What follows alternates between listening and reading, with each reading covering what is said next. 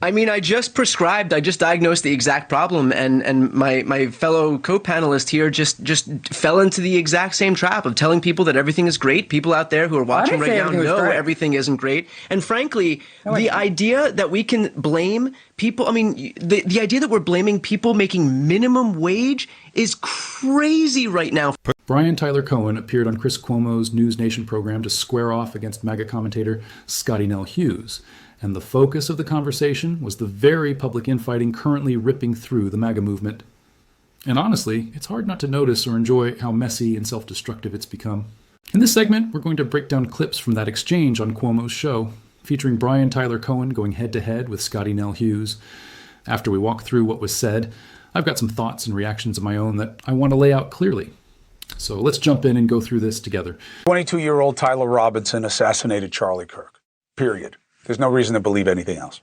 But there's a cottage industry, especially on the right, cashing in on conspiracies about the murder. It has divided MAGA in a way nothing else has, even though there's nothing to it. Is this the line? Has the fringe on the right gone too far?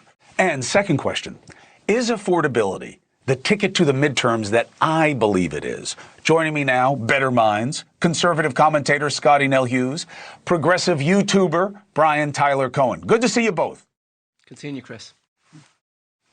So, Scottie, what's your take on what's happening on your side of the ball with this? There is no good reason to believe it was anyone else or anything else. Even the widow is out there asking Candace Owens to stop making a fortune, destroying her husband's death legacy. Chris, while all of this is extremely disappointing, it's not surprising. I mean, we're talking about Charlie Kirk, who was probably the key principle, the key foundation of a movement. But he was also CEO of an almost $2 billion company. And so with his absence, what you have seen is blood in the water. The sharks are circling. They see the instability that's happening within the organization, and they're wanting to go back after many of them reclaiming some of those donor money that Charlie was able to accumulate over these past few years. Extremely sad, extremely disappointing, but you're also talking about a movement that has been built in questioning everything that's happening across the board, including Turning Point, questioning the government, questioning law enforcement, questioning the findings. So it should be of no surprise that they're questioning everything that's going out here. And unless you can come out with solid answers and transparency, these questions are going to continue. And unfortunately, so will also the division. All right, so this is the distraction. The focus should be affordability. That's really what Trump ran on, was gas and groceries, immigration too. Now, Brian and I have crossed swords on the idea of, Brian will say, I'll speak for him, why not, it's my show, we can do two things at once. We're going to fight the state of play where it stands in the news cycle that day, and we're going to fight the bigger picture things. Fine. On this affordability tour, why don't the Democrats have a competitive tour around the country with solutions for what the president seems very ready to ignore? Look, they don't need to have some competing tour around the country. They've got candidates doing their thing on the campaign trail. But I mean, Donald Trump's tour in and of itself is going to stand alone as this humiliating ritual that it is. I mean, the notion that this guy is going to go in front of the American people and run some self-congratulatory tour about how he brought prices down when everybody's prices on everything are going up, when the price of housing, of rent, of food, of electricity, of energy, all of that is going up right now. They've got full control of government. Republicans control the House, the Senate, and the White House. So there's no Democrats out there to blame. Everybody can feel it. It's the same problem that Democrats contended with in the lead up to 2024, which is this idea that you're just going to tell people the prices are lower even though they're higher. So if Trump wants to go out and try and, rewrite history and convince people of something that they're not feeling, Democrats don't need to interrupt their enemy while he's making a mistake. He's got all the power in the world. Let him go and try to do that. I think Brian Tyler Cohen is exactly correct with what he's saying here. But in terms of this video on Chris Cuomo's show, I don't know why he so quickly moved off of the Charlie Kirk thing and the MAGA Civil War, because I think that's somewhat important that they are tearing themselves apart, each other apart. This is something that is a positive for the Democrats going into the midterms. you don't just have the whole Charlie Kirk thing, which to me is funny because right after his death, it was, he's this new right-wing messiah, and we're going to build statues on college campuses, and every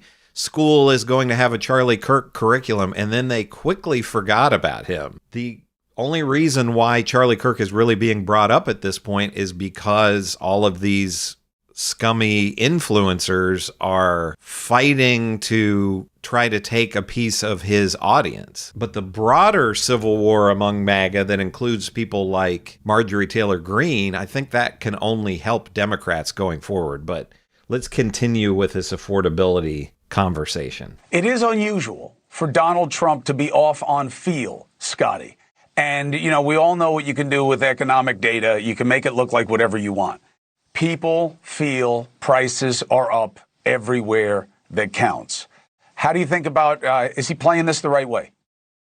Well, I think obviously empathy goes a long way, especially in the economy that we're in. And we have not even reached the 1-year mark of President Trump being in office. And a lot of the issues that Americans are facing right now are a result of the past 4 years of the Biden economy. When you're talking about Green Deal regulations that made our car prices go $1,000 to $2,000 higher, soaring credit card debt because people couldn't pay, not because of just this year, but because of 4 years, 8 years, 10, 12 years of accumulating debt, high interest rates that are finally starting to come down. But I agree with you. What we need to be doing, the Republicans have got to be focused on a clear, concise message. They do need to talk about that gas prices are lower. You're talking under $2 in Midwestern states like Oklahoma. You are talking about how you are seeing prices reduced at the grocery store. But we also went through 4 years of this call for this raising of the minimum wage. Guess what? Those trickle down costs are now starting to be felt by these type of products that consumers are buying. Those are the messages that need to be pushed and to say how we're going to combat those prices in the future.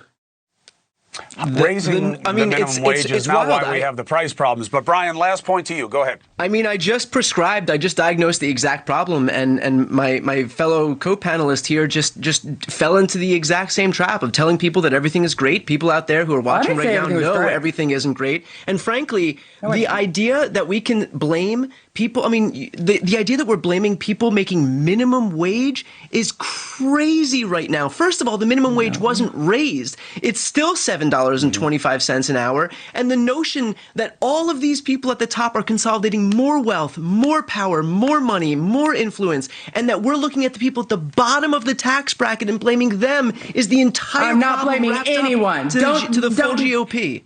I didn't blame them. I just told you why the costs were rising, and we need to put the costs are not rising because minimum wage workers are getting paid minimum wage. Costs are rising because Donald Trump is engaged in a trade war right now that is raising the cost of everything. And it's because all of these legislative bills that are passing, these tax cuts overwhelmingly favor the rich. And it's that exact mentality of blaming people on the bottom that's the problem. That's causing all of these Americans to vote Republicans out of office right now. Talking points. Oh, look, I'll tell you what.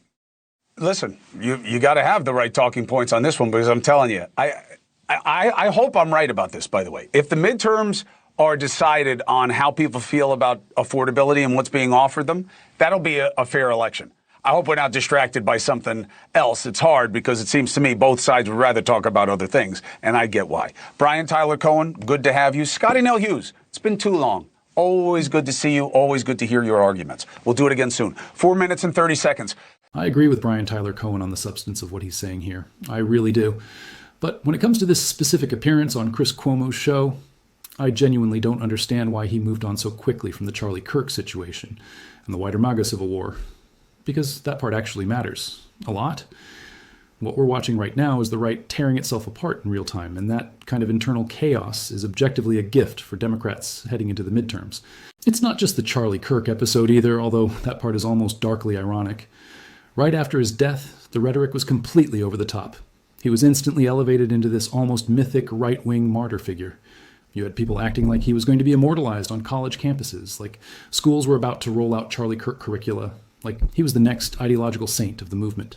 And then, almost immediately, he was forgotten, dropped, moved on from... At this point, the only real reason Charlie Kirk keeps getting mentioned is because a bunch of opportunistic, clout-chasing influencers are scrambling to carve up his audience and inherit his platform. That's it. That's the motivation. But beyond that, the bigger story is the broader MAGA infighting, the power struggles, the fractures, the ego clashes involving figures like Marjorie Taylor Greene and others. That kind of internal warfare doesn't weaken Democrats. It weakens Republicans. And that dynamic is absolutely worth sitting with. That said, let's move back into the affordability discussion and keep breaking down the rest of the conversation. I genuinely love how consistently bad MAGA figures are at debating, because this exchange is a perfect example.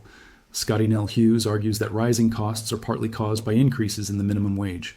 Brian Tyler Cohen immediately points out what should be obvious to anyone paying attention. That argument is literally blaming low-income Americans. And her response is to claim she's not blaming anyone, while simultaneously insisting that people don't actually get paid minimum wage anyway. So apparently the problem is caused by people who don't exist and wages that aren't paid. It's honestly absurd. She's blaming no one, according to her, while still blaming minimum wage workers. And that contradiction just sits there, completely unresolved, and she never even seems to notice it. What makes it even more ridiculous is that she opens her whole argument by talking about empathy. Empathy from a MAGA pundit. I mean, name a group with less empathy than right-wing MAGA figures. These are people who routinely mock the poor, demonize the vulnerable, and shrug at human suffering unless it can be weaponized politically. And yet, here she is invoking empathy while blaming economic pain on the lowest paid workers in the country. That's not empathy. That's rhetorical cosplay. The reality is straightforward, and it's something MAGA voices refuse to acknowledge. Rising costs are driven by tariffs, by corporate price gouging, and by unchecked corporate greed. They are not driven by people at the bottom earning slightly less terrible wages. But you will never hear MAGA pundits say, maybe CEOs making tens or hundreds of millions in bonuses should take a pay cut. That idea is completely off limits. Scotty Nell Hughes and others who appear on Chris Cuomo will never direct criticism upward. It always flows downward. Now, I do want to be clear about something. This isn't a shot at Brian Tyler Cohen specifically, but it is a critique of a broader trend among left-leaning pundits, including people like Chris Cuomo. There's a lot of talk right now about how the midterms are guaranteed, how there's going to be some massive blue wave, how Republicans are imploding and Democrats can just sit back and watch Donald Trump self-destruct. Brian even suggests that Democrats can basically let Trump keep making mistakes, and that will be enough. I don't buy that. I really don't. Democrats actually need to offer voters something tangible.